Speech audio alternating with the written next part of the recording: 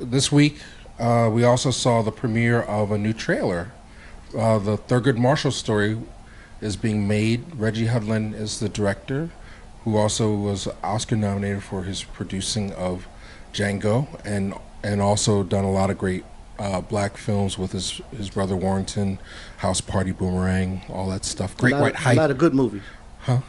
You said great. Well, you can say good movies. Yeah. Okay. Well, so back in the day, we used to call them the Hustling Brothers. Well, stop. Sorry. Stop with the haterade. We're talking about the Thurgood trailer. I like Reggie. Thurgood Reggie, trailer. Does he look like Thurgood Marshall to you? No. You know, because we talking about Nina Simone. That's not going to be a problem. Right. No, Thurgood Marshall was almost light skin. He looked like us. Yeah.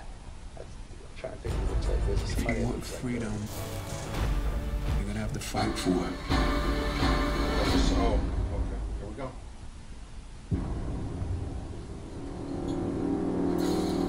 You gentlemen are making a big mistake. This here is Mr. Thurgood Marshall. Man is an attorney. You will treat him with the respect that he deserves. The talk is going. Okay. My great granddaddy, he was a slave. We're not slaves now, are we? We've got weapons we didn't have before. We've got the law. Well, it makes me want to see it. Going to these towns who've never seen a Negro lawyer. Hey, boy! You need to be careful. NAACP. Very good. You're going to Connecticut. Joseph Spell, Negro serving tax socialite in our own bedroom. This case will show the world that my color man can get a fair trial in the United States. There's only 13 million Negroes depending on you. Don't any of you have any confidence in me? I'd say you have enough confidence for us all. I only represent innocent people, people accused because of their race. That's my mission. I never touched that woman. I need a partner who the jury can relate to. Sam Friedman. Good to meet you, Sam. Hey, give me a hand with these, would you? What have you got here, cement? Guns. Books, Mr. Friedman. You just sweep through town, stirring up all kinds of ugliness. My life is on the line here. Hey, Attorney Friedman, hold on a minute. What do you want? You're one of us now, Sam. A real fighter. Step away, you can't take the heat on the battleground. Neither of them have been telling us the truth. He attacked me. I'd advise him to accept the deal. You lied in a sworn statement. Why would you do that? Why'd I lie? Because the truth gets me killed. You can't deny me now. Tunnel vision. If you want freedom, On a mission. you're gonna have to fight for it. You know what it kind of reminds me of? The only way to get through a biggot's door is to break it It kind of down. reminds me of The Devil with the Blue Dress. I knew he was going to say that. Yep. You know? Yep. The way it's been, at least the trailer. Yeah. Yeah. I knew you were going to say Devil because that's what I was thinking. Yeah. And look, that didn't make no money. Yeah. But here's the thing. Just the other night I said, I'm tired of seeing all these biopics, entertainers and athletes. And then I go home and I see a trailer for Thurgood Marshall. And say, okay. I was just talking about Thurgood Marshall because I remember when he became a Supreme Court justice and he had all of these dissenting arguments. He said, this ain't nothing. These guys, these jurists, they ain't nothing about anything but power. Keeping it in the power elite's hands, the status quo. But I'm looking at the trailer and I said, I didn't know Thurgood Marshall was a gangster. Superhero. Yeah, he's beating up people in the bar and doing all kinds of stuff. Where is he from? Thurgood? Yeah. Where he grew up? I mean, he grew up pretty in a tough neighborhood. I remember. In a tough. That's where he grew up somewhere. Well, I mean, all I know, he started NAACP as a lawyer. He did have to go down south. He went to Howard, but I think he's from a real rough part of. Well, we got smartphones now. You know that if we can't think of it, yeah, we can find out. We where love he's that from. now. Yeah. We used to go. So you're saying it's not outside the realm of possibility that Thurgood Marshall was studying books and changing laws by by day and at night kicking butt, beating up white crackers' asses in the bars. Let's just say Abraham Lincoln was a vampire slayer. So why can't? And who was his black sidekick? It was that what's the name in that movie with him? Yeah. You guys are going off topic. No, but I'm saying here's the thing. Now when they're going to give us someone other than an entertainer or an athlete to commercialize it, to commodify it, now we got to soup this bad boy up, and make him a super spade. Look like something out of blaxploitation. Yeah, like Luke Cage. Well, you know, Luke Cage is interesting. People actually talk about Luke Cage. Maybe I get into it. Okay, yeah, but stay with Thurgood. So we're finally seeing. There's another. It's Chadwick Boseman, who once again, this is number 3. Please stop, Chadwick. This is 3, where he played historical figures. First was Jackie Robinson, 42. Then he did James Brown. Now he's Thurgood Marshall. Like, he's going to confuse all the young kids in the future generations. He played another black historical figure. Which was? But the powers that be don't want you to think the gods of Egypt were black. They don't want you to think that. But he played he played Thoth in Gods of Egypt. Yeah. And so, but what's interesting, Thoth is the one who's supposed to be someone. If we look up in the deities from the Egyptian deities, Thoth was considered a mediator. Isn't that interesting? They made Chadwick Boseman Thoth the mediator, and that's what I was talking about when they want to do something with the same character he's doing Black Panther. That spirituality thing. That's someone who's preventing the forces from going after each other. He's that mediator, that person who comes in to kind of quiet things down. I felt that was interesting. They know what they're doing. The powers that be, the reason why they are in power, they're smart. Lawrence Fishburne did a one-man show on Broadway. That was, and that's sort of on HBO. It was excellent. But it only deals with a grown Thurgood, or already a jurist, a lawyer. So, but this is obviously this movie is the same way from whence he comes. So your initial reactions, Charles, first. I'm excited by the trailer. It doesn't look like the Thurgood Marshall I read about, and so whenever I watch biographies, one of the beautiful things about it is that if through film, the fact that it's so entertaining, but I always like to go to the books, and I always like to find out how much of it is truthful, and so it creates that energy where I want to go and read the factual part of it. But as far as entertainment is concerned, it looks good. The same thought came to my mind, came to Barry's mind. It looked a lot like the elements in Devil in the Blue Dress. That film, I hoped, I had wished would have made more money, because that could have been a wonderful series. Yes. Carl Franklin, Denzel Washington. Yeah. Yes. Devil in the Blue Dress is one of the big disappointments for me, because that was going to be Jonathan Demme was going to turn that into a TV series for ABC if it had done well. That was the late Jonathan Demme, and the Walter Mosley books. That's what it looks like to me. And you know what? Well, as I said earlier, like I said, it's taken a part of his life, Thurgood's life, where we have never known or seen. As I was telling you, what you could do with Dr. King. You said you can do another movie. If people can find something that will bring you in that space in their life where before he was, quote, Dr. King.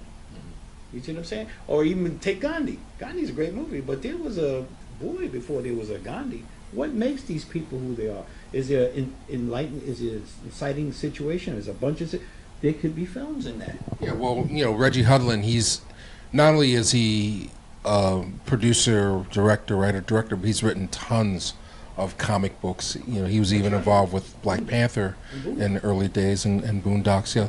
So, I mean, this to me, it feels sort of like a superhero origin story, the way it's set up. Yeah. Like it feasibly could be more episodes of Thurgood. Well, what I had responded to one of the viewers, brother Ralph Thompson. I hope you're watching, but he responded to the thing we did in the street on Black Panther, and he said, "Brother Woods, you know, biopics are great, but I think we're entitled to black action heroes the same way you got a 5'7" Tom Cruise running around saving the world. White society, they have their superheroes. We should have ours." I agree fully. And I told him, you know, we already had a black 5'7" do heroic roles. In fact, the film was Passenger. Passenger 5'7". Yeah, you know. I used to do that old joke. So we had Passenger 5'7", but the thing is, Wesley, back in the day, when he was doing his thing, that dark chocolate was on the money. Well, you know, Wesley was supposed to be Black Panther. Early on, if you remember, that's what he was. He had to go to Blade, but he was all set to be the Black Panther, and something whatever happened. And when he was going to do Blade, Wesley used to come to the shop. A lot of the brothers were coming to the shop. 43rd Chamber. 43rd Chamber. All the heads, the rappers and whatnot, RZA and his gang, they all loved the martial art movies, and so Wesley said, "What you got?" And I said, "Well, here, check this out," because they want to see those martial arts, and they incorporated in those films. And Wesley said, "I got something. When it come out, your whole crew is going to be excited." So I said, "I'm waiting." So what I used to do when these guys used to come in, I'm physical. What do you call it? Challenged, vertically challenged. So I always used to see. Well, how long? I said, "Damn, Wesley's a little guy." I remember these guys would come in. You see how little they are. Former dancer. Yeah. But Wesley, he was great. Talking about superheroes, I'll tell you, I wish the Morgan Freeman film. I wished a younger guy, but Morgan did a good job. But when he was playing those detective films, I thought that would have been great. That was great. The books were fantastic. James Patterson. The James Patterson, but they were big sellers. But when it came to screen, they didn't go over well. But Along Came a Spider. Along Came a Spider, yeah.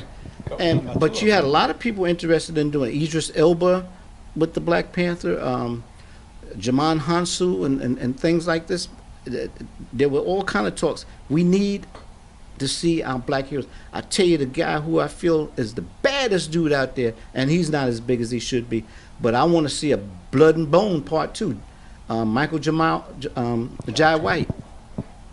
Yeah, well, without question. So, yeah, you know, Reggie Hudlin, he certainly knows what sells and what the audiences crave, and definitely when Wesley was at his peak, you know, his whole thing was about being a movie star, and he knew who his audience was and how to deliver things. So, yeah, I guess on one level, you know, if you did a traditional Thurgood Marshall biopic, you're basically asking people not to come see it. You know, so by incorporating action, using the top action guy right now, which is Chadwick, in this role, and surrounding with some good actors, you know, I think you could possibly get the best of both worlds, assuming that the film is going to deliver on the action part. This trailer was a great sell job on this movie, because when people who know Thurgood Marshall think of this old guy, here they seeing something entirely different that makes it, oh, well, this is interesting, because they think they know who he was, you know, and they do. They know that part of his life. They don't know this part of his life when he was a young man and not, you know, a Supreme Court. I mean, I'd say none of that really happened. I mean, it also risks how people felt about the Miles Davis biopic, which is people went in expecting a biopic and they got an action story. Well, we went to see that together. B enjoyed it more than I did, because B knew more about Miles Davis. He could fill in the gaps. But the thing is, I had a thought and I just lost it. Thurgood. This is another maybe aspect of Thurgood, but the other night you had mentioned when we talked about 42, and you said they went to the Negro Leagues and they took the best ball player. Jackie Robinson was not the best ball player in the Negro Leagues. No. One of the films that really showed you a side of Jackie Robinson that you didn't see in 42 was the court martial of Jackie Robinson. He was someone who had to learn how to tone his temper down, okay? And that's what Branch Rickey wanted him to do, to take that abuse. And that's what killed Jackie Robinson. When you look at what... Yeah, it shortened his life. Yes, it did. It shortened his life for him holding all that anger and stuff he had to hold in. But I thought in 42, the Branch Rickey character pointed that out when the reporter from the Sentinel, was it? The black reporter? Saying, you know, why Jackie? You got other better ball players. But they don't have the temperament. I actually know, I have a friend of mine who's another great, his uncle was a great ball player, George Crowe. If you look up George Crowe was interviewed by Branch Rickey. And Branch Rickey said to him, George Crowe, he said, you know, all right, what player comes up to you and kicks you in your groin, you know, kicks you what do you do? He says, I'm gonna knock his ass out. Next. Because that's what Branch Rickey, he wanted a guy, and Jackie was thoughtful about what he said. But also, another people don't realize in the book, Jackie was also told by the other players what they had said. And he was also, by that reporter, I forget the guy from the Sentinel, said to him, they're looking for a guy, Branch Rickey is obviously looking for a guy that can hold his anger. So Jackie went in there with a little more understanding of what he needed. Turn the other cheek. Yes. He's also more, he was, though George Crowe was college educated, Jackie was also college educated and graduate. But the other ones weren't. You know, Satch was too old, you know, the other ones were, you know, not well educated and whatnot, but there were a lot of them was going to say they wasn't going to take it. Like Josh Gibson. Oh my God. Josh was an alcoholic, you know, drank too much. Yeah, but last word on this. I mean, one other thing that stands out in the Thurgood trailer is the appearance about 2/3 of the way through of Josh Gad, who I know from Frozen, and he also was in The Wedding Ringer with Kevin Hart. The Friedman character? The Friedman character. You know. Interesting name for him, right? Okay. Yeah, well, you know. So, I mean, I personally, I hate when they do this. Yeah, I hate when they do this. They take, and they've done this a few times, like in Race. They had a guy who was basically, the only time you've seen him before was in comedies. Yeah, on Saturday Night Live and everything, and they put him in a dramatic role in a movie that you're supposed to be taking everything completely seriously. And Josh Gad, you know, it seems like it's an opportunity for him to spread his wings and do something dramatic, but it also, you know, it kind of feels out of place to me. I mean, do you guys have any feelings? I'm going to tell you, if it has, you know, an inkling of truth, then I'm all right with it.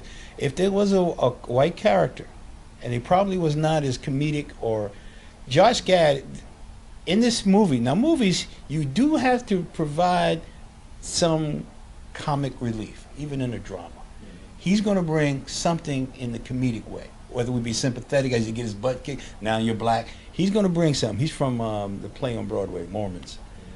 And if that character, if there was a white character that's true, then I have no problem with it. Because I realize in that movie, you're going to dramatize certain things. You're also going to look for some comic relief as you were. So I don't have any problem. Just going back to Race, that was his coach at Ohio State. But why not cast it like a real dramatic actor as opposed to somebody who, this is his first dramatic role? Everything before that is comedies. But just what you say, sometimes you don't want too much drama coming from everywhere. Sometimes you just don't want everybody. This is dramatic here. You got the guy Bunbridge, all those guys that held him up with the thing with the Nazis and all that. So you're going to bring a guy. Now I don't know if this guy's a legendary coach. He was supposed to have been a very difficult, legendary coach, but like a lot of those coaches, So this is, once again, this white character is not made up. It's a real person. That's what I'm saying. I don't have a problem if that person has that. Like I tell Chuck when I do a joke, sometimes if it has one inkling of truth in it, you can do a lot with it. But if you're making it up, you're gonna fall apart somewhere. So if that character, knowing that you have to make a movie, you got one thing that what a movie has to do is not the first thing a movie does, believe it or not, is entertain. Mm-hmm. Then inform. It's entertain, then inform. Okay? In fact, as Flip Wilson said to me, it's show business. So you have to make sure that entertainment is there, otherwise you're not going to do business. Right. Well, I mean, but it's very strategic that they do this on all these movies. Here's what also comes into play. If we're having a film and the antagonists are white folk because they're giving our black protagonist hell and people like him hell, well, you have to have the balancing white character, someone who isn't like the others, who represents what they want to say is the majority of white folks, someone who you can see he's part of the cause, he's helping it out, and also it's for demographic reasons. Also, when you make the trailer, you see it's just not some film that's totally about black folk. There's a familiar face.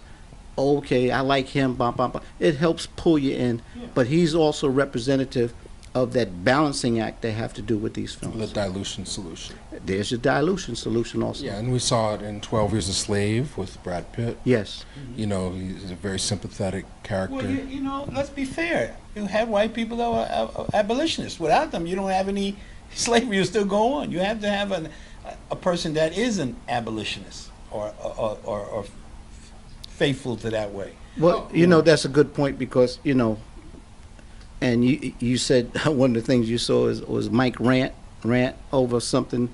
People don't study history, okay? When we had the Underground Railroad, okay, they had to go in wagons. People had to make up manumission slips of papers. You had a lot of Quakers help get a lot of brothers into Canada, okay? Into Pennsylvania. Yes. There's a famous church, I think, in Philadelphia that still has the underground.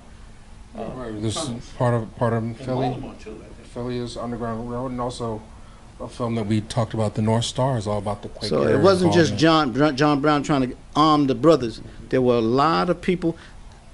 You can go into history. I mean, I don't even hear about Abraham Lincoln, as Lerone Bennett said. He was forced into greatness, you know. But history, you study history. The thing is, we have had some white folks, a lot of them, that helped us. Well, without question. And, you know, even from it's not all black everything. You know, if that were the case, like I said in my rant, there'd be a Lumumba computer, and we could just watch everything on our black-owned computers. But you know, a lot of it is the system's still controlled by white folks, and in order for a movie to be a success in theaters, you have to have something for everyone. You know, it's just, you know, it's not a novelization. It's not a novel. It's not music. You know, it's very cost intensive. But I do understand what you're saying. As long as it's truthful and it's done with integrity, you know. But I do see it. It bothers me personally when I watch Loving and they put these nebbishy sort of like comic relief kind of characters in there. Like the whole movie Loving has a certain tone, and then the Jewish lawyer shows up and he's just like comedy, you know, and it just kind of throws the movie off balance for me. So I'm hoping that this is not the same, but I am looking forward to Thurgood. Are you gonna go opening weekend? I can't say that, but I will see the movie. I can't say I'll go opening weekend. But I definitely want to see the movie. I'm going to see it. Yeah, I'm going to put my money down, my senior citizen money down, and see it. No, I'm going to see the movie. Definitely. Well, if Reggie invites you, he probably said you can come, but not that son of a gun over there.